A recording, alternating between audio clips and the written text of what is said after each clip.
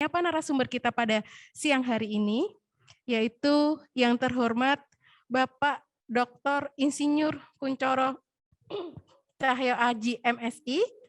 Terima kasih atas kehadiran dan kesediaannya Bapak yang jika pada hari ini nanti siang hari ini untuk berbagi ilmunya kepada kita semua dan kepada adik-adik mahasiswa baru di Akprin Yogyakarta. Selamat datang dan selamat bergabung bersama kami, keluarga besar IST Akprin Yogyakarta.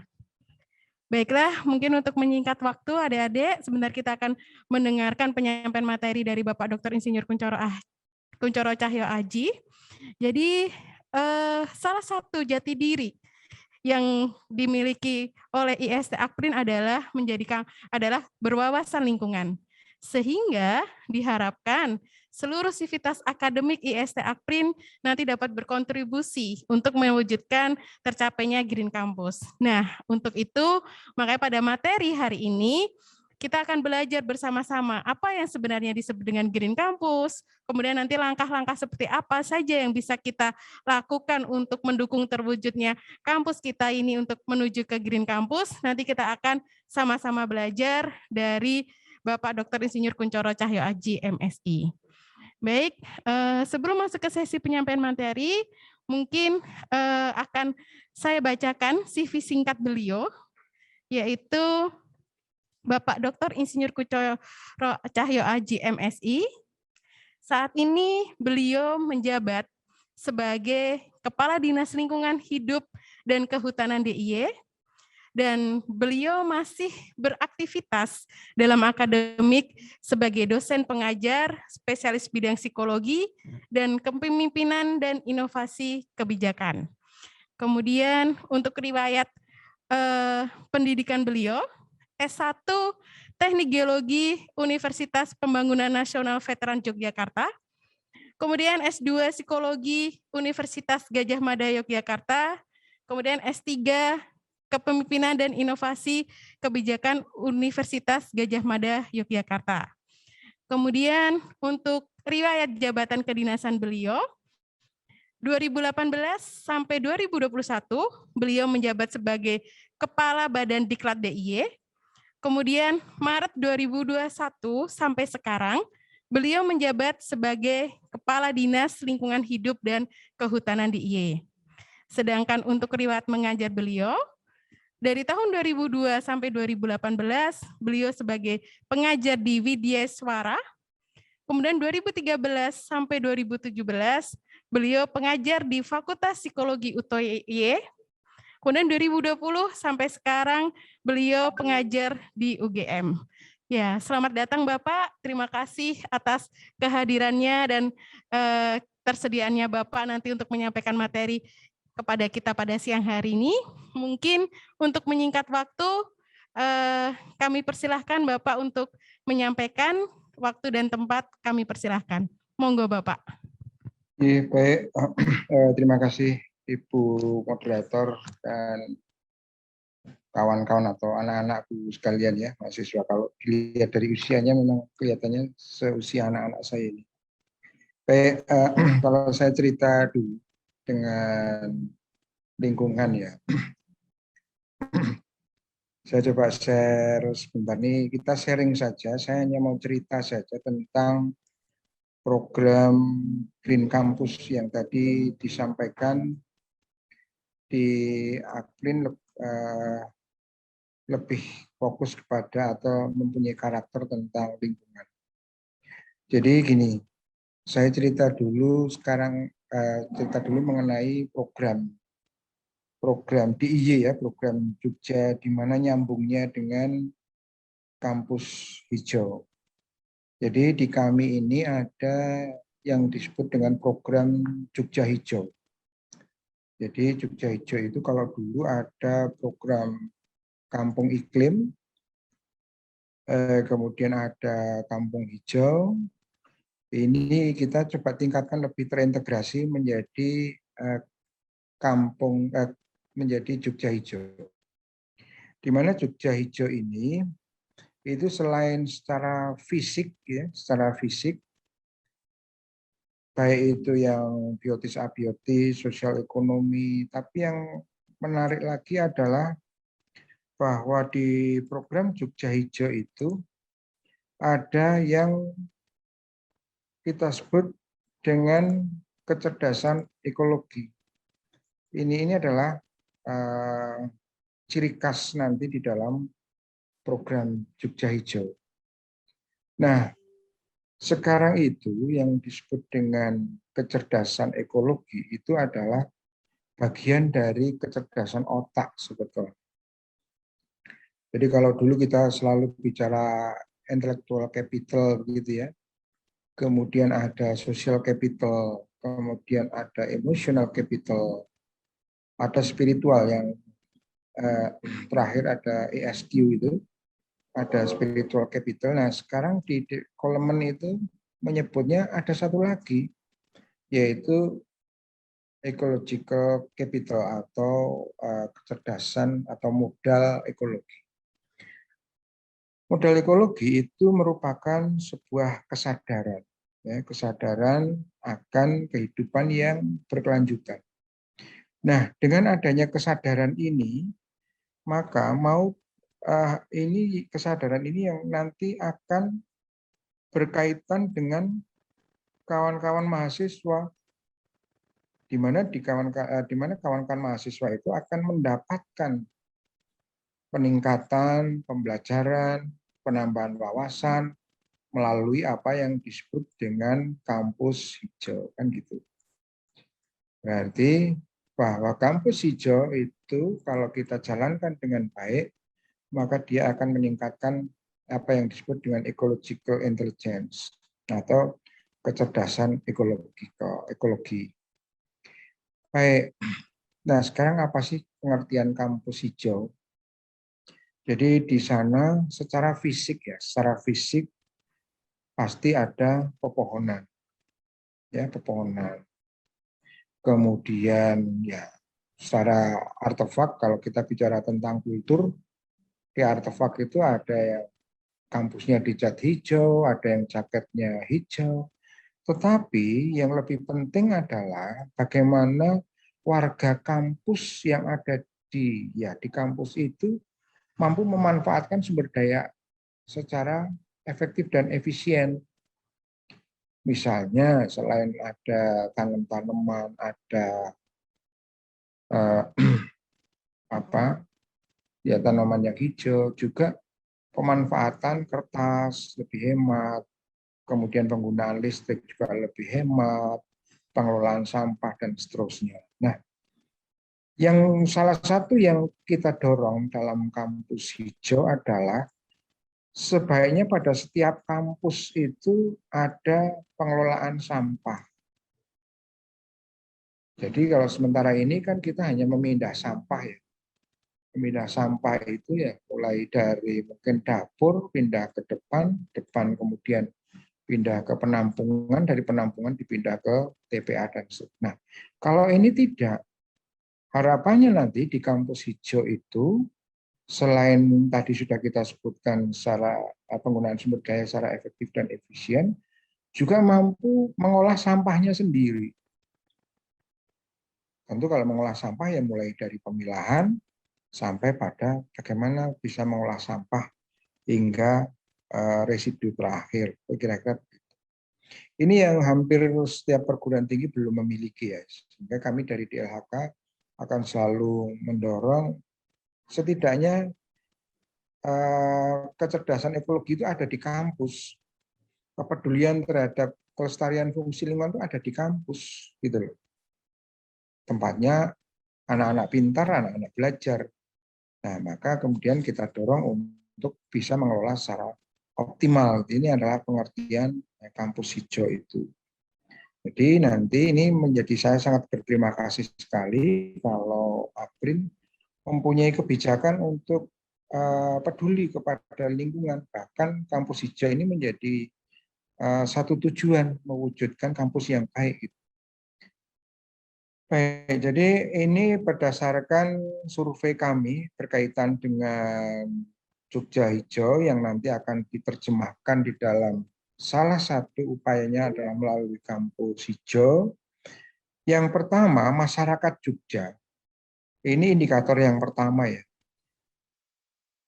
Karena bagaimanapun juga kampus itu kan tidak bisa terlepas dari masyarakat karena keberadaannya juga di tengah-tengah masyarakat. Masyarakat itu menghendaki begini, bahwa ada kawasan yang ramah lingkungan dengan tetap mengutamakan ekosistem. Nah, kawasan yang apa? Ya, kalau kita bicara tentang kampus hijau, ya mestinya kawasan kampus. Apakah kampus itu ramah lingkungan, kemudian tetap mengutamakan ekosistem, itu yang harus didorong karena ini indikator yang pertama yang dikehendaki oleh masyarakat Jogja mengenai keberadaan ke kampus hijau ya. Sehingga nanti ya setidaknya ada kehidupan yang ramah lingkungan, tidak buang untung rokok sembarangan, kemudian kalau sudah tidak ada pembelajaran ya dimatikan dan seterusnya. Nah, kemudian yang kedua, ini indikator yang dikehendaki oleh masyarakat Jogja berkaitan dengan Jogja Hijau yang implementasinya melalui salah satunya adalah kampus hijau adalah mampu mengolah limbah secara mandiri. Ini yang tadi saya sampaikan itu. Nah, nih. Jadi setiap kampus akan kita dorong untuk mampu mengolah sampahnya sendiri. Kita tahu Aprin di fakultasnya cukup lumayan baik, maju, bisa mengolah sampah dengan teknologi tepat guna, menciptakan itu dengan teknologi tepat guna. Ini luar biasa. Kampus hijau di Aprin ini sudah luar biasa. Harapannya nanti secara sederhana kalau itu bisa diciptakan di kampus, maka itu bisa menjadi prototipe yang dikenalkan ke masyarakat. Karena bagaimanapun juga kan harapannya ilmunya ini kan bisa diterapkan ke masyarakat. Nanti itu bisa menjadi prototipe disampaikan ke masyarakat. Sehingga masyarakat juga mampu mengolah sampah. Sehingga kalau kami, ya kami dengan kawan-kawan mitra gitu ya, salah satunya dengan NGO selalu mengatakan, bisa nggak sih kita mengubah sampah jadi barokah, jadi berkah gitu ya. Nah, ini yang harus kita sampaikan bahwa dari sampah itu bisa menghasilkan banyak keuangan, banyak finansial. Ini yang mesti harus dikembangkan. Artinya kampus tidak tidak tidak diwajibkan atau tidak diharuskan mengolah sampah dari masyarakat, tidak, tetapi mengolah sampah dari kehidupan kampusnya yang nanti bisa menjadi prototipe, bisa kita tularkan ke masyarakat. Kemudian yang ketiga adalah memanfaatkan lahan untuk tanaman yang dapat dimanfaatkan hasil tanamnya. Ini juga keinginan masyarakat Jogja. Jadi kami coba jajak pendapat gitu ya, kita sebar kuesioner, ada sekitar 700 tersebar, 700-an masyarakat kita mintai pendapatnya. Kemudian ada 4 kata kunci yang mereka inginkan dari Jogja Hijau melalui kampus hijau ini. Nah, sekarang kita lihat di Aprin, di kampus kawan-kawan Anda semua ini, ada nggak lahan yang masih kosong yang belum ditanami hasil tanam yang bermanfaat. Ini yang kita lihat nanti, atau silakan nanti dicek lagi gitu ya. Kemudian yang keempat, adanya ketahanan energi. Di kampus itu bisa menghemat energi, misalnya dengan energi matahari atau mungkin dengan energi ya apa gitu. Listriknya dimatikan kalau tidak dipakai, atau kita menggunakan energi sinar matahari untuk ruang-ruang kelas. Ini yang kemudian harus dikembangkan. Jadi itu empat saya sebut sebagai 4 parameter adalah 4 harapan masyarakat DIY, karena memang saya khususkan responden saya adalah di masyarakat DIY, berkaitan dengan Jogja Hijau melalui kampus hijau. Itu kira-kira gitu, ada 4. Nah, bagaimana kita bisa mewujudkan 4 harapan itu? Ya, mari kita bergandengan tangan untuk bisa melaksanakan atau bisa merealisir keempat indikator itu. Baik, nah sekarang kita bicara tentang lingkungan kita pada pribadi, karena bagaimanapun juga kawan-kawan mahasiswa itu juga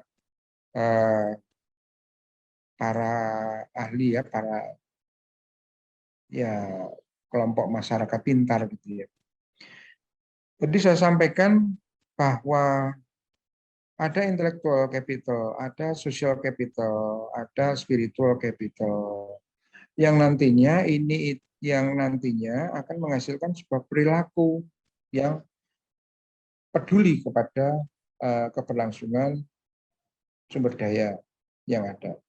Secara sederhana, jadi gini, kalau kita membuang sampah, misalnya mahasiswa Akprin ini tiba-tiba membuang sampah sembarangan, itu malu gitu loh besok. Nah, ini muncul rasa malu itu adalah karena ada kecerdasan ekologi yang saya cerita di depan tadi. Nah, kalau ini sudah terwujud, harapannya nanti ya kita akan mampu menciptakan sebuah pembangunan kawasan yang lestari lingkungan. Harapannya nanti ketika kampus hijau itu sudah menjadi garis kebijakan di Akprin, maka setidaknya kawasan di sekitar kampus itu juga bersih.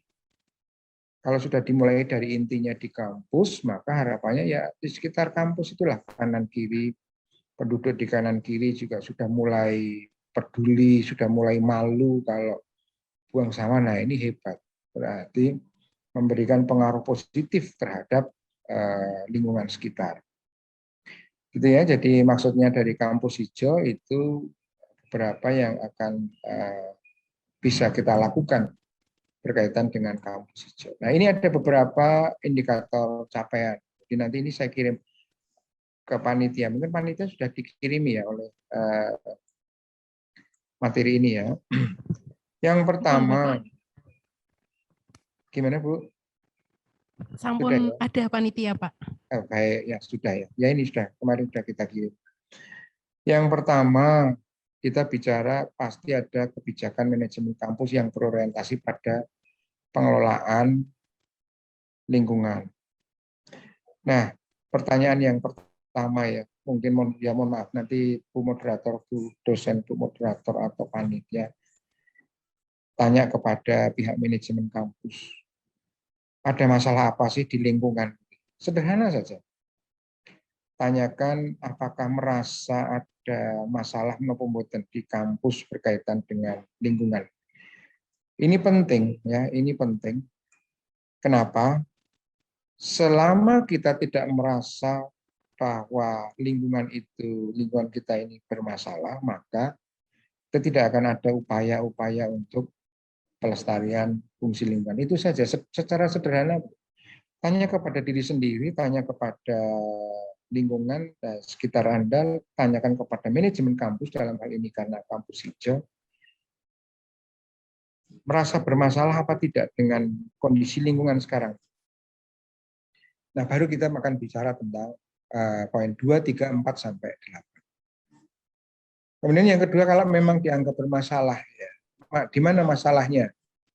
Mungkin ada upaya penghematan air karena pembayarannya mahal, ada yang penghematan kertas untuk menghemat anggaran belajar, dan seterusnya. Nah, ini yang nanti akan berkaitan dengan masalah yang pertama itu. Kemudian yang kedua, adanya penghijauan dan seterusnya. Nanti silakan kawan-kawan mahasiswa bisa mempelajari, mengidentifikasi. Yang terpenting adalah dengan ecological intelligence tadi, harapannya ada pendidikan lingkungan bagi mahasiswanya. Ya, pendidikan tentu saja tidak harus di kelas ya. Percontohan di seputar kampus menjadi penting. Sekarang kita lihat ada enggak tempat sampah yang terpilah di Akprin. Hitung itu jumlah tempat sampah. Atau setelah, kalau misalnya sudah ada, apakah pembuangannya itu dibuang dari keluar kampus itu tetap terpisah atau kemudian dijadikan satu lagi? Mengumpul, sudah dipisah susah-susah, kemudian dibuang, dikumpulkan lagi. Nah, seperti ini yang nanti akan menjadi pola-pola pendidikan di lingkungan mahasiswa. Dipilah, nah nanti buangnya juga tetap dipilah. Bagus lagi kalau di kampus sudah ada pengolahannya. Nah, pengolahannya tidak mesti juga melibatkan akademisi di kampus atau penyelenggara, tidak bisa melibatkan masyarakat sekitar dan seterusnya. Tetapi yang terpenting adalah pola pendidikan lingkungan bagi mahasiswa untuk memberikan contoh bagaimana mengelola lingkungan itu dengan baik. Ya, jadi itu adalah beberapa indikator yang mestinya ada di kampus hijau, karena kampus hijau itu bagian dari bagaimana kita mewujudkan sebuah program Jogja hijau, Jogja yang indah dengan lingkungan yang lestari. Dengan konsep yang saya sampaikan itu, maka karena ini kampus hijau, harapannya hanya ada dua. Para mahasiswa yang sudah belajar di kampus hijau itu mempunyai sikap dan pola pikir, attitude dan mindset-nya. Supaya ya tadi, malu kalau buang sampah, malu kalau buang puntung rokok di sembarang, kira-kira malu kalau buang tisu hanya sembarang dan seterusnya. Malu kalau sudah pulang kuliah, ruang kelas masih terang benderang, lampunya tidak dimatikan. Konsep-konsep ini yang ini harus disadarkan di dalam kampus hijau itu.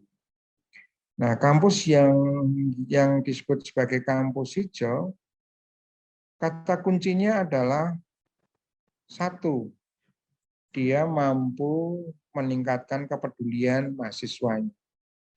Kemudian yang kedua, nanti mampu untuk menciptakan budaya lingkungan. Jadi kalau saya sebut budaya, itu satu, budaya pada tingkat atas itu adalah budaya pada tingkat artefak.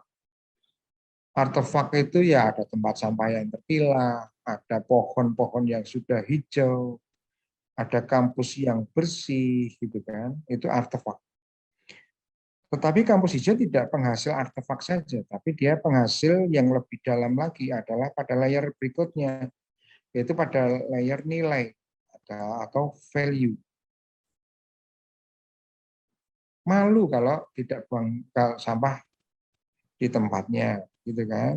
Jadi kita sudah bicara pada nilai. Aduh, kok nggak enak ya kalau lampunya nggak dimatikan.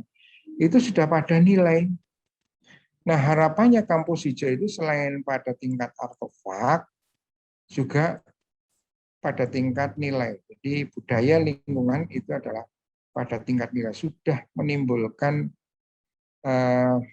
sudah menimbulkan di mindset-nya atas nilai-nilai itu.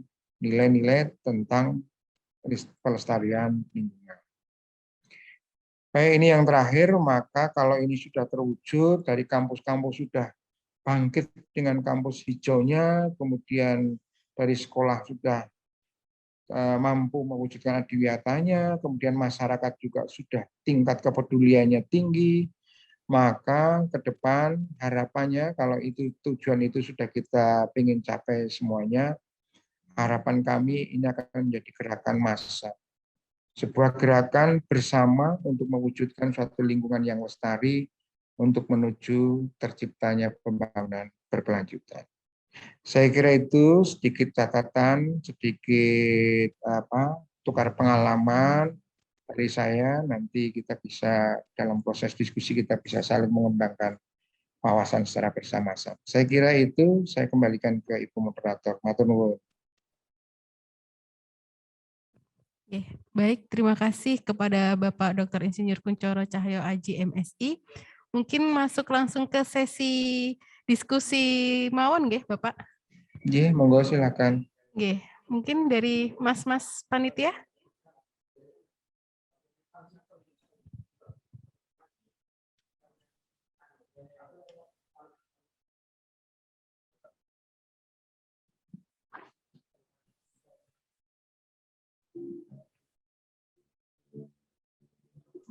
Ya, ini langsung menyampaikan aja ya. Baik, Ya, silakan Mas ingin bertanya apa, langsung disampaikan saja. Terima kasih atas kesempatan yang diberikan kepada saya. Perkenalkan, nama saya Yohalis Selmasunggude dari jurusan Teknik Industri. Saya mau bertanya, bagaimana kita memanfaatkan peluang jika kita menemukan sampah yang begitu banyak untuk bisa diolah menjadi sesuatu yang bisa mengatasi masalah dalam sampah tersebut. Terima kasih. Oke, baik, terima kasih. Mau Ajeng mau dijawab langsung atau di Monggo, nanti? saya moderator aja ya. Oh enggak, atau dijawab langsung saja. Monggo Bapak. Nggih, baik. Mas siapa nama tadi? Mas Yohalis. Yohalis Selma. Ya, baik. Jadi kalau kita ketemu dengan sampah, maka yang pertama kita harus tempatkan dia di tempat yang khusus sampah dulu secara terpilah. Secara terpilah itu ya kertas disendirikan kertas, kemudian di kaca dengan kaca, kemudian plastik dengan plastik, kemudian yang organik dengan organik. Itu saja dulu dipisah kalau ketemu dengan sampah. Nah, nanti kalau Anda tidak cukup tenaga yang membantu sedikit, itu semua sudah ada yang menerima, Mas. Kertas itu sudah ada yang beli, kemudian plastik itu juga sudah ada yang menampung untuk bisa menjadi pralon, dan seterusnya. Jadi langkah pertama adalah ketika ketemu dengan sampah, maka tempatkan dia di tempat yang khusus untuk sampah secara terpilah. Itu saja dulu. Pemilahan itu sampai nanti akhir akan selesai. Persoalannya adalah sekarang itu sampah tidak pernah terpilah. Jadi ada puntung rokok ya jadikan satu dengan kulit pisang, kemudian akan jadi satu dengan plastik. Ini yang susah dan itu kemudian menjadi bau. Kalau sudah bau, orang sudah tidak mau mendekat. Tetapi kalau dari awal sudah terpisah, nanti yang organik itu menjadi pupuk, yang kertas bisa dijual, yang plastik bisa dijual. Nah, salah satu contoh, saya sudah membuat contoh di TPS 3R di Sleman itu menampung. Nanti Anda bisa melihat di channel Aswindra Kelas Publik. Salah satu videonya adalah tentang TPS 3R. Jadi bagaimana cara memilah memilah sampah. Begitu Mas Yohanis ya. Jadi yang pertama tempatkan pada tempat sampah yang benar secara terpilah. Baik, terima kasih Bapak atas jawabannya. Bagaimana Mas, sudah jelas? Atau ada muncul jelas. Pertanyaan baru lagi setelah dari penjelasan dari Bapak? Ya, cukup jelas. Terima kasih.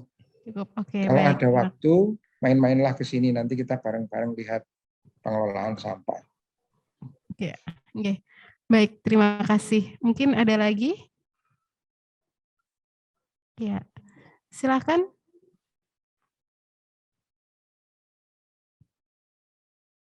Terima kasih. Selamat siang. Assalamualaikum warahmatullahi wabarakatuh. Waalaikumsalam. Perkenalkan, nama saya Tri Atmoko, maba dari jurusan Teknik Kimia. Yang saya tanyakan, apakah dari pihak pemerintah, dalam hal ini pemerintah daerah Yogyakarta,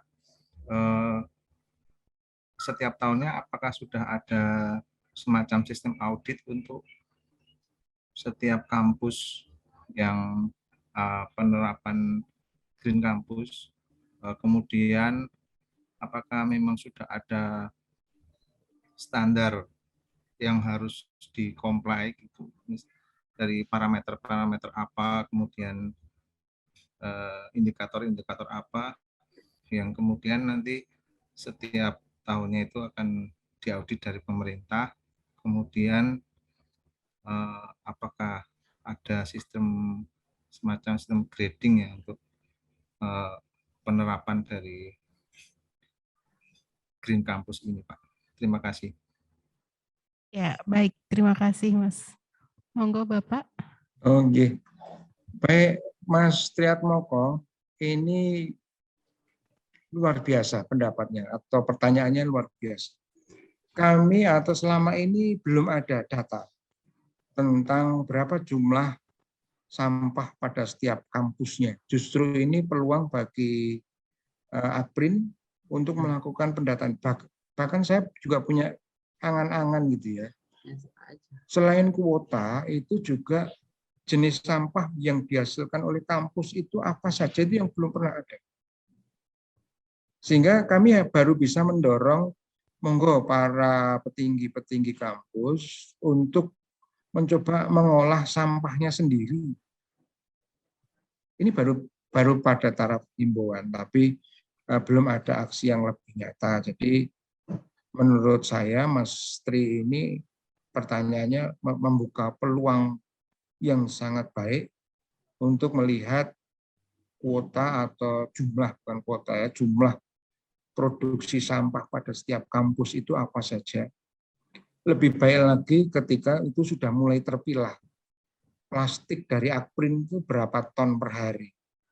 Kertas berapa kilo per hari. Ini cukup menarik.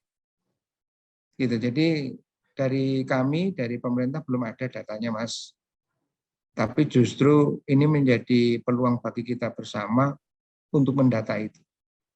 Karena data itu juga sebetulnya banyak dibutuhkan oleh orang lain. Salah satu contohnya ada salah satu supermarket gitu ya. Itu untuk membuka toko di suatu daerah itu melihat sampahnya. Misalnya di kawasan Akprin itu di ini ya, Jalan Solo itu ya, Balapan ya. Di Balapan itu masyarakatnya sering buang sampahnya apa? Plastiknya apa? Rokoknya apa? Itu dari jenis-jenis itu yang mereka kemudian akan jual di supermarket yang akan didirikan di Balapan itu. Ini sudah ada contohnya. Jadi sekali lagi pertanyaan atau pendapatnya saya kira sangat bagus dan membuka peluang ke depan untuk bisa melakukan pendataan di setiap kampus. Setidaknya berikan contoh di Akprin untuk mendata sampah apa saja yang dihasilkan oleh kampus Akprin. Saya kira itu. Matur nuwun. Oke, baik. Terima kasih. Mungkin ada lagi pertanyaan?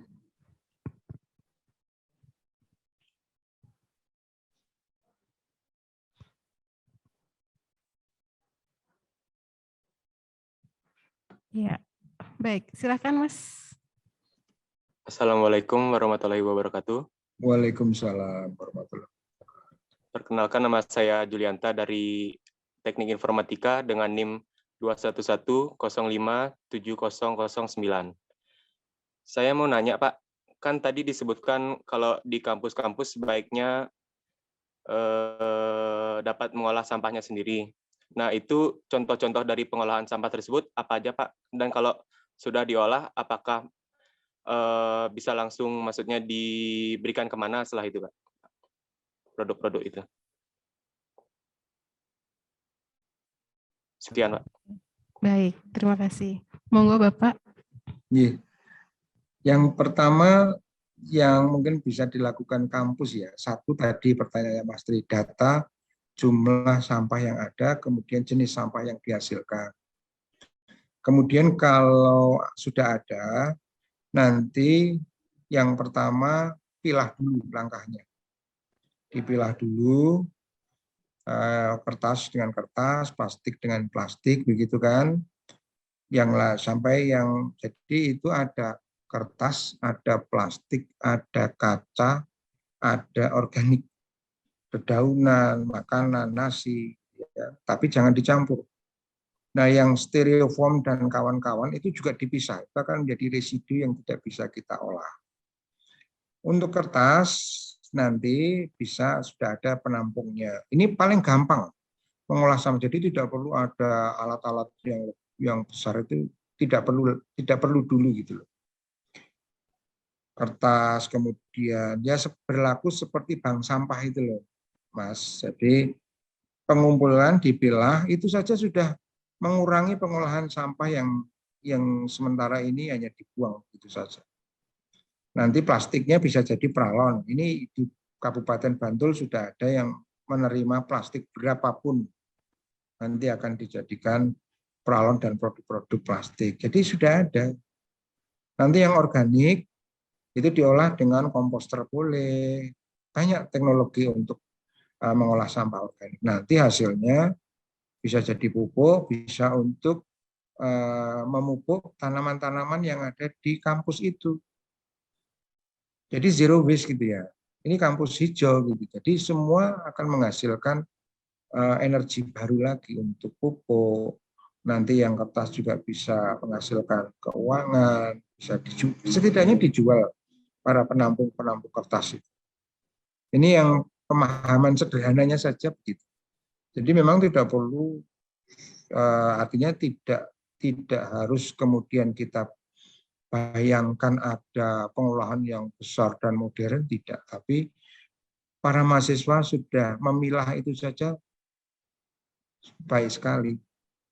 Jadi langkah yang pertama, tolong nanti didata jumlah sampahnya ada berapa, kemudian yang kedua jenis sampahnya apa, untuk dipilah. Setelah dipilah, baru kita akan olah sesuai dengan jenis pilahannya.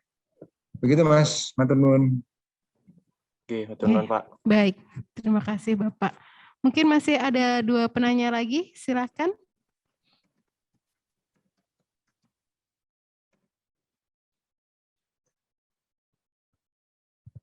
Ya, dari tadi mas-mas semua ya. Iya. Baik, silakan Mas. Tapi ada banyak Bu Moderator Putri kok, saya tidak biasanya. Ayo, monggo silakan. Monggo Mas.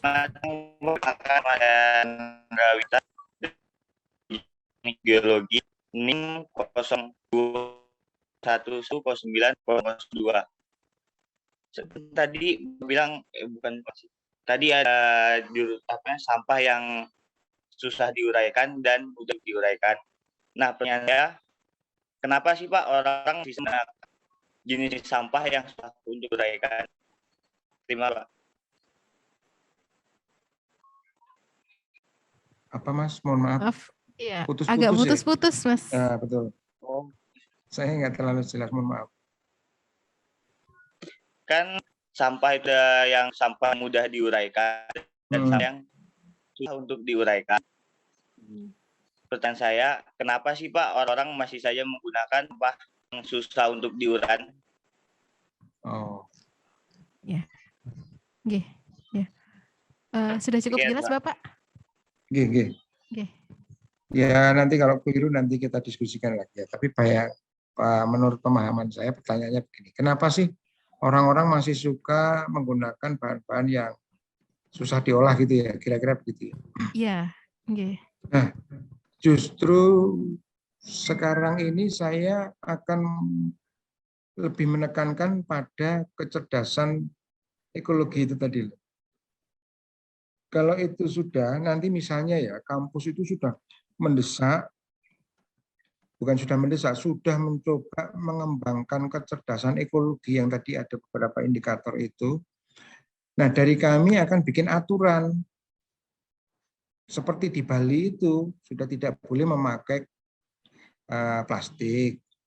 Kalau sekarang kan misalnya Anda belanja di supermarket kan masih ditawar.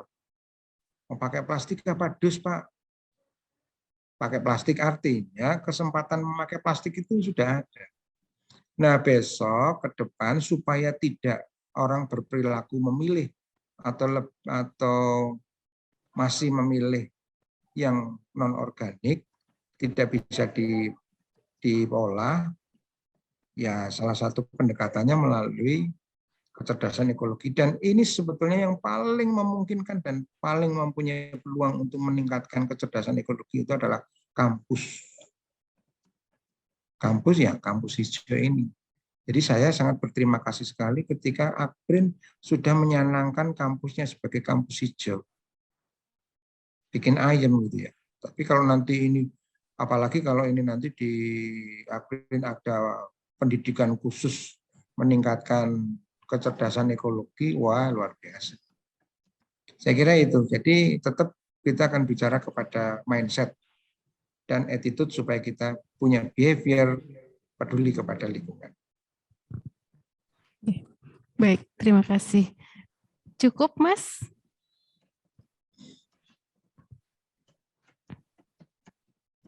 Oke, ya. Cukup. Mungkin satu Terima penanya kasih ya, lagi Pak. ya, Mas ya?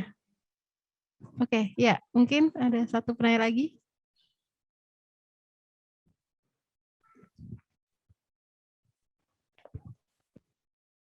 Oh ya, akhirnya ada Mbak. Iya, silakan Mbak.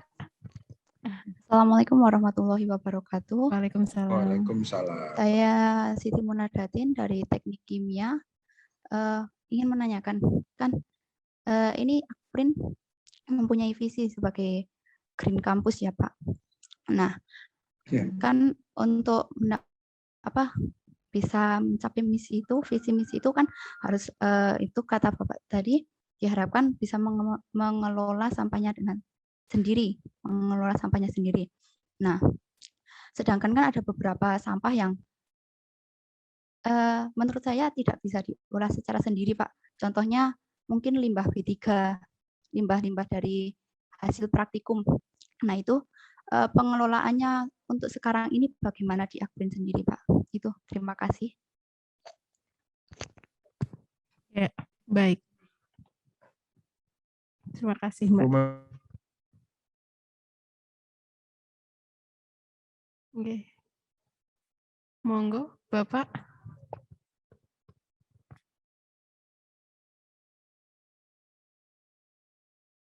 Mohon maaf, putus-putus Ibu. Ya, nggih. Tadi mungkin bisa saya ulang ya, nanti kalau misalnya salah mungkin Mbaknya bisa membenarkan ya. Kan tadi Bapak menyampaikan salah satu yang bisa dilakukan untuk Green Campus ini langkahnya adalah dengan melakukan pengolahan sampah sendiri.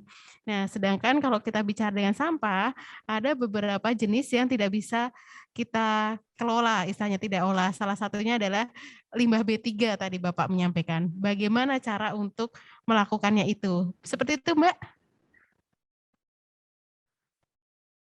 Nah, Iya, kurang lebih seperti itu, kurang Bu. lebih seperti itu, Bapak. Monggo. Baik. Jadi gini, nah ini sederhananya saja ya, sederhananya saja. Kalau B3 memang harus diolah secara khusus. Tidak bisa sembarangan kemudian diolah atau bahkan dibakar pun tidak boleh. Nah, sekarang kampus hijau itu memilah saja. Cukup memilah saja karena kalau yang B3 perlu ada instalasi dan seterusnya, ada transporter dan seterusnya. Pilah yang B3 kemudian stereofoam yang kami sebut sebagai residu sampah itu kumpulkan aja di satu tempat dengan tempat yang khusus. Nanti kita akan koordinasikan secara bersama karena itu pasti ada keterlibatan secara people helik, ada pemerintah, ada kampus, ada pengusaha atau perusahaan yang mempunyai alat khusus pemusnah sampah B3. Itu jadi untuk yang khususnya yang tidak bisa diolah. Jadi gini Mbak, yang penting adalah pilah dulu lah, pilah dulu. Yang kertas, yang plastik, yang organik, sampai yang B3 dipilah. Khusus yang B3 itu dikumpulkan di satu tempat, nanti kita akan koordinasikan bersama-sama melalui pelaksanaan triple helix, kita akan lakukan pengelolaan B3. Sebetulnya persoalan B3 ini sekarang baru mengemuka, tidak hanya obat-obatan, tapi masker dari isoman itu juga, kemudian hand sanitizer, botol-botol, itu juga menjadi persoalan tersendiri di dalam pengelolaan sampah.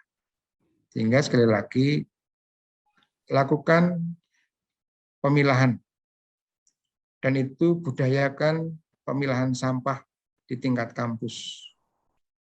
Bagi B3, nanti kita akan koordinasikan secara bersama. Karena itu harus diselesaikan dengan banyak pihak, tidak mungkin bisa diselesaikan hanya satu pihak. Saya kira itu, matur nuwun. Matur nuwun Bapak. Oh, ternyata masih ada tambahan mungkin satu penanya lagi nggih Bapak? Ya. Monggo. Silakan. Terakhir ya, pertanyaan terakhir ya. Silakan.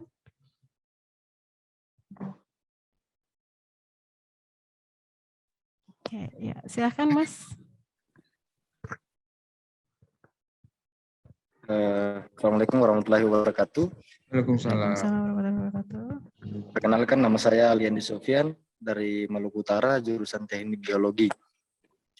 Nah, di sini saya ingin bertanya tentang kira-kira gerakan atau cara-cara apa saja untuk kita membangun kesadaran dalam hal ini, tujuannya untuk menciptakan sustainable development tadi, Pak. Kira-kira begitu.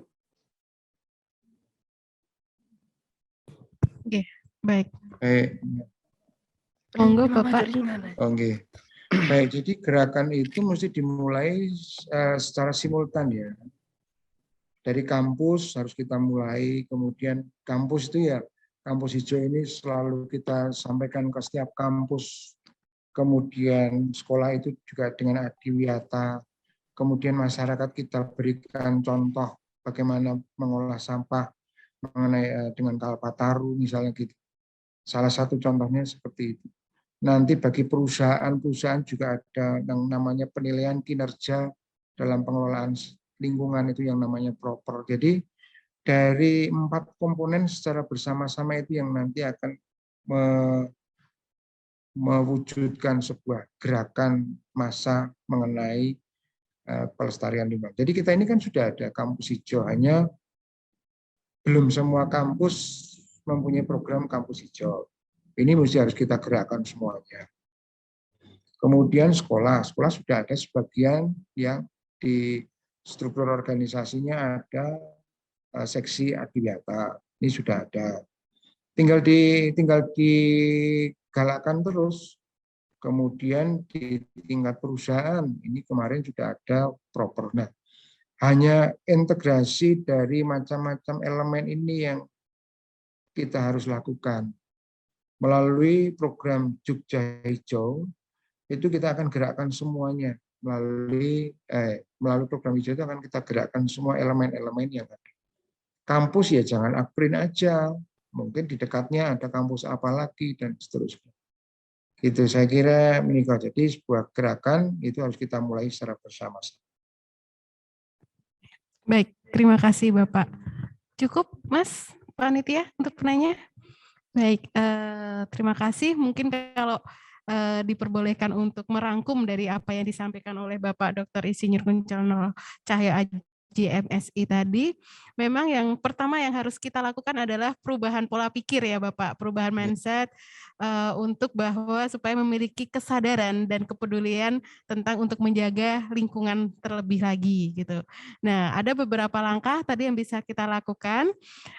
Untuk yang pertama tadi adalah yang kita lakukan untuk mau bicara tentang pengelolaan sampah adalah kita dengan memilahnya. Meskipun tadi yang disampaikan Bapak, meskipun sebenarnya memilah adalah sesuatu yang cukup mudah kita lakukan, tetapi kalau kita tidak memiliki kesadaran, perubahan pola pikir dan sikap, itu akan susah sekali untuk kita terapkan. Nah, mungkin itu makanya kita semoga dengan adanya ini tadi, penyampaian materi dari Bapak Dr. Insinyur Kunchoro Cahyo Aji MSI bisa membuka wawasan kita supaya nanti saat adik-adik nanti bergabung bersama kami, terus kita berada di lingkungan kampus, kita bisa sama-sama membangun untuk bisa merubah pola pikir kita, menjaga kebersihan dan lingkungan sekitar supaya nanti bisa dapat terwujudnya Green Campus di IST Akprin. Baik, terima kasih sekali lagi kami ucapkan kepada Bapak Dr. Insinyur Kunchoro Cahyo Aji MSI yang sudah berbagi ilmunya kepada kita, dan kita sudah sampai di penghujung acara untuk diskusi penyampaian materi tentang Green Campus pada siang hari ini. Terima kasih juga kepada adik-adik mahasiswa yang telah menyimak dan terus mengikuti dalam penyampaian kita dari awal sampai akhir, dan kita akhiri untuk acara diskusi kita pada hari ini. Terima kasih kepada Bapak, dan izinkan saya juga mohon maaf jika terdapat salah kata dalam saya memimpin acara diskusi kita pada siang hari ini.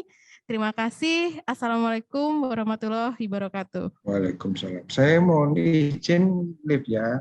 Baik, terima kasih Bapak. Sukses selalu ya. Terima kasih buat waktunya Pak.